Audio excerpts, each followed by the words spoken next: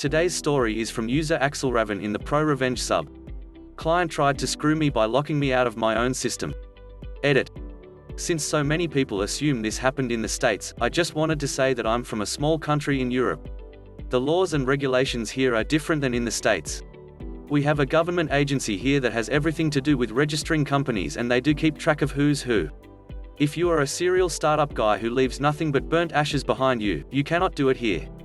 You have to register the owner and members of the board of the company if there is one.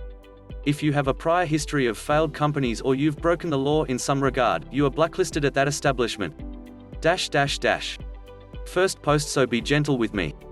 I've worked as an independent contractor in the IT field for over 20 years, doing all manner of things from creating simple HTML sites to managing a big hotel's complete IT infrastructure.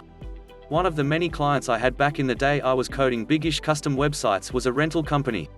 Now I had heard a lot of warnings about not working with this guy that owned it. He had a reputation that he was sharp as a tack, backstabbing and conniving. He was a lawyer after all. So, I went into the partnership with that in mind. He wanted a new website for his renting gig, where people would list their home for rent, renters would sign up and pay a subscription to the site and he would get the whole lot, nothing out of the ordinary there. So we make a pretty good deal on paper, we sign it and I get started on the project. Coding everything in PHP goes well, but he demands suddenly that I show him progress only a week into the progress. He wants to see the website front now. This is just the tip of the iceberg. I tried explaining to him that the front-end work isn't scheduled to start until after 6 weeks of back-end programming and that I only had pure code to show right now. The contract we signed clearly states this. He then gets on his high horse and demands that I put everything on hold to do the front-end first, design and then program. I, being really young at the time and fairly naive, agreed to this without asking for it to be added to the contract as an addendum and start working on the design now. Now, the contract stated that I was given free reign of the design decisions as long as I maintain the same color scheme and use the same logo on the site. So I make a fast draft in Fireworks. This was back when it was a Macromedia product, before the Adobe acquisition, and within 2 days I show him. He's not impressed and demands a different direction and sets up a list of demands. I, as always, aim to please the customer and do just what he wants. I design a new layout with his list of demands, but he doesn't like that either. That's how the next 3 months go. A never-ending circle where he is never happy with anything.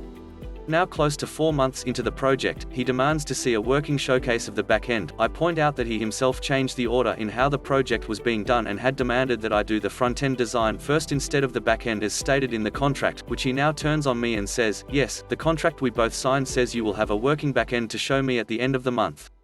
If you don't honor that, I will have to take my business elsewhere and seek compensation for your lack of professionalism. Quote. Okay, I now have 12 days to do a back-end for the site.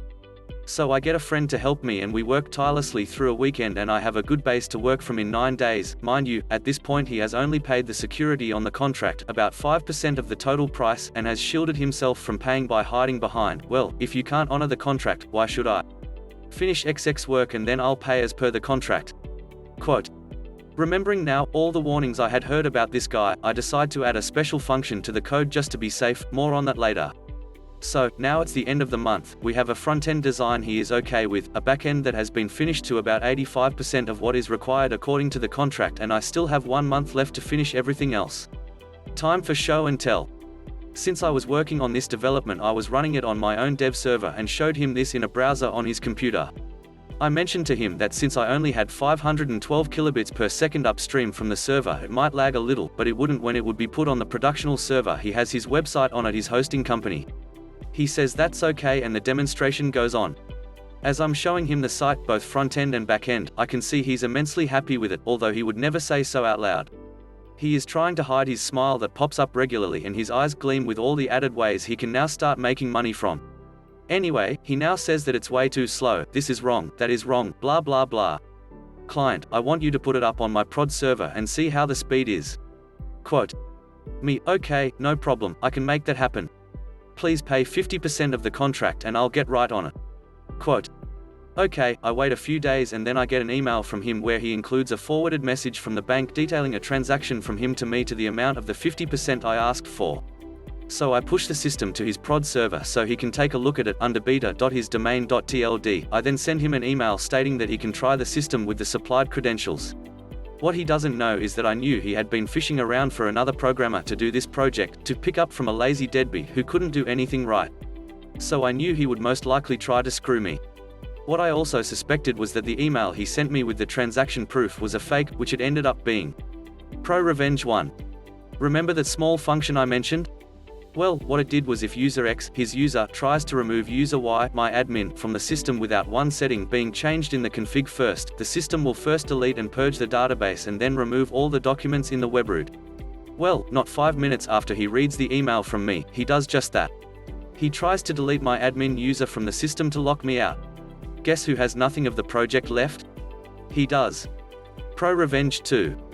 Since it is considered forgery to spoof an email, especially from a bank, I sent the information to the authorities and he goes under investigation by both the police and the bank lawyers. ProRevenge 3.